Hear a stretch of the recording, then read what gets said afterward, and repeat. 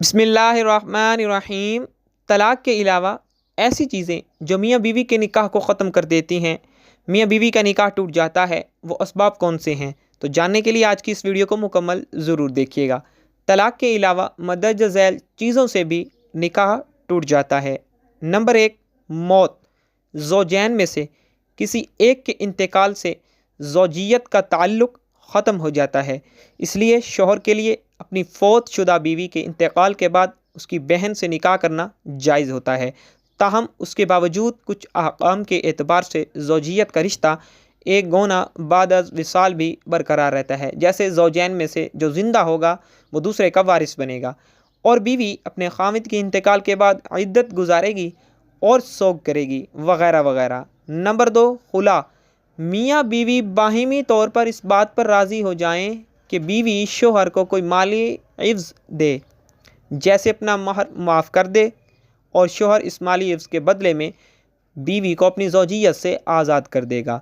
चुनाचे शोहर के खुला देने से बीवी पर तलाक़ बाइन वाक़या हो जाएगी। नंबर 3, इला, यानी शोहर अपनी बीवी से 4 माह हम बिस्तरी ना करने पर कसम खाए। उसके बाद अगर शोहर 4 माह के अंदर अंदर अपनी बीवी से हम बिस्तरी करेगा तो कसम का कफ़ारा लाजिम आएगा, और इस सूरत में मियाँ बीवी का निकाह बरकरार रहेगा। लेकिन 4 माह हम बिस्तरी ना करने की कसम खाने के बाद अगर 4 माह तक हक़ूक़ ज़ौजियत अदा नहीं किए तो बीवी पर तलाक़ बाइन वाक़ हो जाएगी। नंबर 4, लआन। शोहर अगर अपनी बीवी को ज़िना करता हुआ देख लेता है और मोतबर शरई गवाहों से उसको साबित नहीं कर पाता तो इस सूरत में लआन का हुक्म है। और लआन ये है कि शोहर 5 दफ़ा कसम खाएगा कि मैं अपनी बात में सच्चा हूँ, और अगर मैं अपने इस दावे में झूठा हूँ तो मुझ पर अल्लाह की लानत हो। इसी तरह चूँकि बीवी की बदकारी की तोहमत पर शरई निसाब गवाही मुकम्मल नहीं बल्कि सिर्फ शोहर का दावा है, इसलिए बीवी को संसार नहीं किया जा सकता, यानी हद ज़िना जारी नहीं की जा सकती। ताहम शोहर की तोहमत को अपने से दूर करने के लिए और अपने आप को ज़िना की हद से बचाने के लिए बीवी पर भी लाजिम होता है कि वह 5 कस्में खाए कि मेरा शोहर झूठा है, और अगर वो सच्चा है तो मुझ पर अल्लाह का गैज़ व गज़ब नाजिल हो। अगर दोनों में से कोई एक भी कसम उठाने से इनकार कर देता है तो उस पर हद जारी होगी। शोहर अगर कसम खाने से इनकार करता है तो उस पर हद अज़्फ़ जारी होगी, यानी कि 80 कोड़े लगाए जाएंगे। और अगर बीवी कसम खाने से इनकार करेगी तो उस पर हद ज़िना जारी होगी, यानी उसको संसार किया जाएगा। मदरजा बाला तरीके से ज़ौजैन में लआन जारी होने के बाद, यानी अगर दोनों ही कसम उठा लें तो आपस में इज़्दिवाजी ताल्लुक़ हराम हो जाता है। इसके बाद या तो शोहर तलाक़ दे दे या काज़ी दोनों में तफरीक कर दे।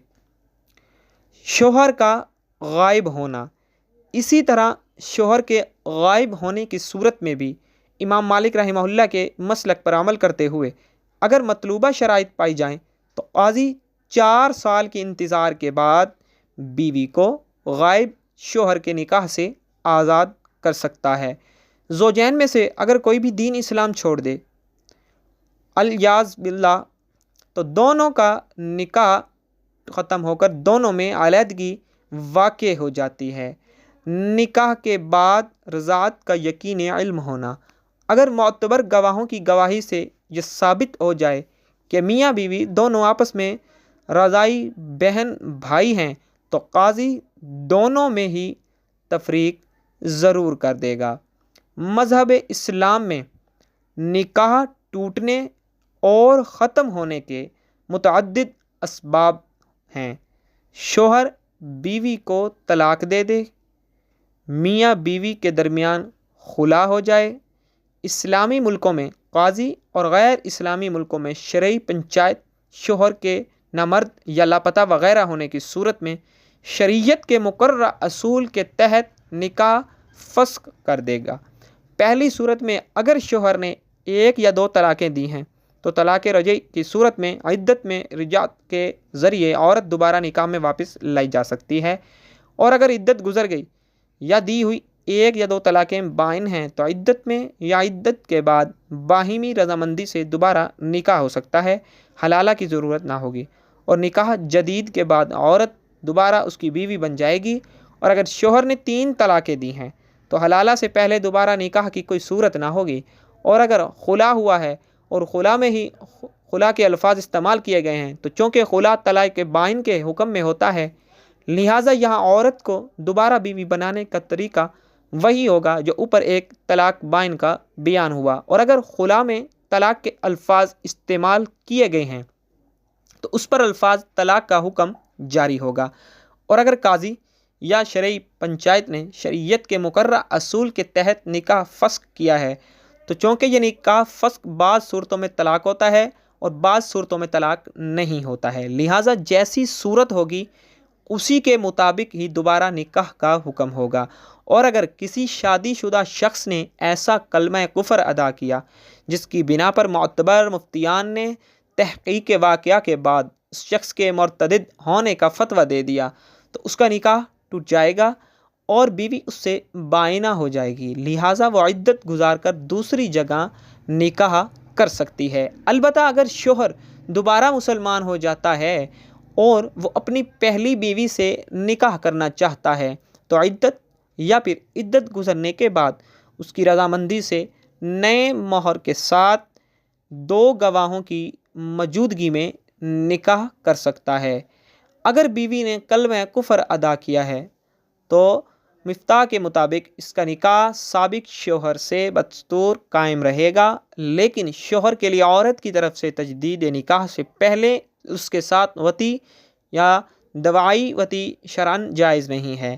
ایسی صورت میں بیوی یا تو تجدید اسلام کر کے اپنے سابق شوہر کے ساتھ ازدواجی زندگی گزارے یا پھر شوہر سے طلاق حاصل کر لے۔ واضح رہے کہ نکاح ٹوٹ جانا طلاق کا اثر ہوتا ہے، اس لیے اس اعتبار سے فرق کا سوال ہی پیدا نہیں ہوتا۔ البتہ میاں بیوی میں علیحدگی کے لیے فقہ کرام کی عبارات میں 2 قسم کے الفاظ استعمال ہوتے ہیں۔ نمبر 1 فسخ نکاح طلاق، گویا یوں کہا جا سکتا ہے کہ میاں اور بیوی میں علیحدگی 2 طریقوں سے ہوتی ہے، یا تو طلاق یا پھر فسخ نکاح یعنی نکاح توڑنا کے ذریعے۔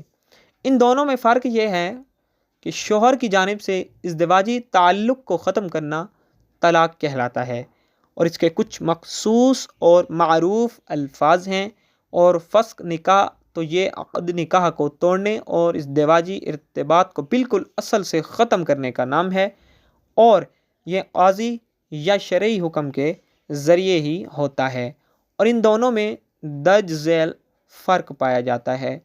نمبر 1 طلاق صرف شوہر کے الفاظ اور اس کے اختیار و رضا سے ہوتی ہے، لیکن فسخ نکاح شوہر کے الفاظ کے بغیر بھی ہو جاتا ہے اور اس میں شوہر کی رضا اور اختیار کی شرط نہیں ہے۔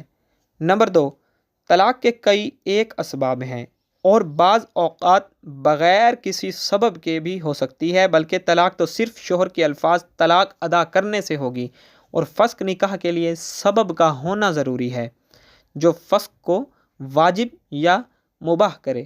اللہ تعالی ہمیں دین کی سمجھ نصیب عطا فرمائے اور ہمیں اپنے نیکوکاروں میں شامل کرے، آمین ثم آمین۔ کمنٹ باکس میں اللہ پاک کے 99 ناموں میں سے ایک نام کو ضرور ٹائپ کیجیے گا۔